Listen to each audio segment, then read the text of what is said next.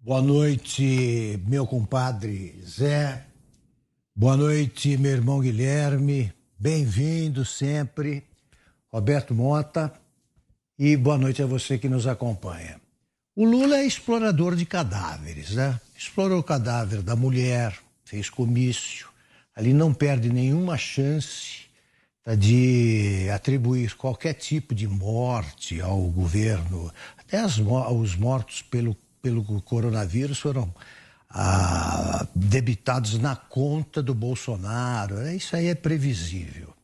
Agora, eu visitei, ao contrário das autoridades que vão lá e ficam só posando com aquela sucuri de quartel, né, que é mais mansa que um gato angorá. Eles ficam segurando no colo, visitam lá o Encontro das Águas e param por aí. Eu visitei a Amazônia durante o governo Lula e fiquei em São Gabriel da Cachoeira 10 dias em companhia do general Mourão, que chefiava aquele batalhão do Exército que fica perto da fronteira com a Colômbia e a Venezuela. O Exército lá era o único sinal da existência do Estado durante o governo Lula. O general Mourão, ele reivindicava um terceiro helicóptero. Não conseguiu no governo Lula. Esse helicóptero, acompanhei algumas incursões aí dos helicópteros que ele tem, cuidam de as invasões de garimpeiros que vêm de outros países pelos igarapés, você não tem como vigiar. Cuidavam de desmatamento ilegal, né, coibiam. Todo tipo de pessoas, de marginais, bandidos que invadiam o território brasileiro por fronteiras desprotegidas. Eu passei por alguns destacamentos da fronteira com a Colômbia. Eles têm um sargento, um tenente, mais 3 outros de brancos, e os soldados são índios. Não há como você proteger uma fronteira tão extensa com tão pouca gente. E o governo Lula, o general Mourão contou e mostrou isso a mim, negou todas as reivindicações feitas pelo Exército. Naquele momento, o Mourão substituía o prefeito que tinha sido cassado, a juíza que estava de férias em Manaus,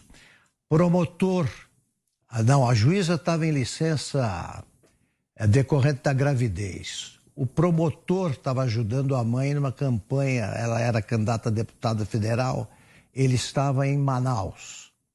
E era ele, e o delegado estava impedido por alguma coisa. Ele disse, olha, eu sou aqui o vice-rei da cidade, que é 100% indígena.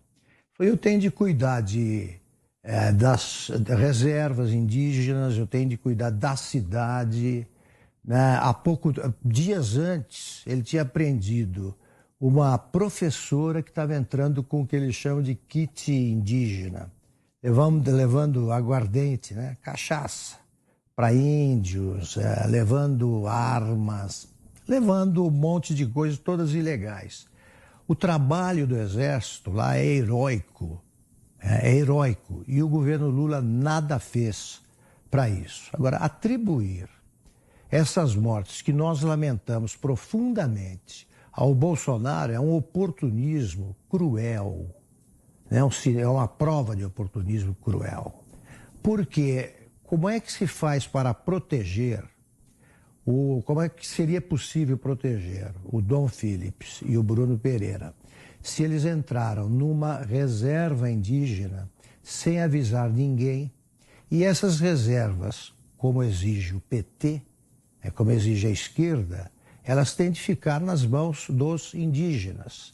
É evidente que várias tribos já têm contatos, ligações com bandidos que estão interessados no minério e também no tráfico. Usar aquilo, as reservas entram na rota do tráfico do PCC. O PCC já age por lá. E isso não começou ontem.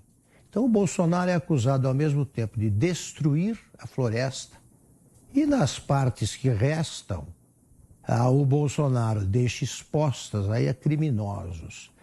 É um absurdo culpar o atual governo por isso. Foi absurda a cobrança do ministro Luiz Roberto Barroso. Quero 5 dias para que tudo seja esclarecido. E depois o Exército demorou mais, trabalhou muito bem e conseguiu, infelizmente, achar os corpos e os bandidos. Agora, o que mais se pode cobrar do governo Bolsonaro? Queriam o quê? Que em 3 anos ele resolvesse todos os problemas de uma área imensa, que é a Amazônia. Aí o Lula só mostra que ele é um delinquente que acusa os outros de bandidagens que ocorreram no seu governo em um volume muito maior do que o atual.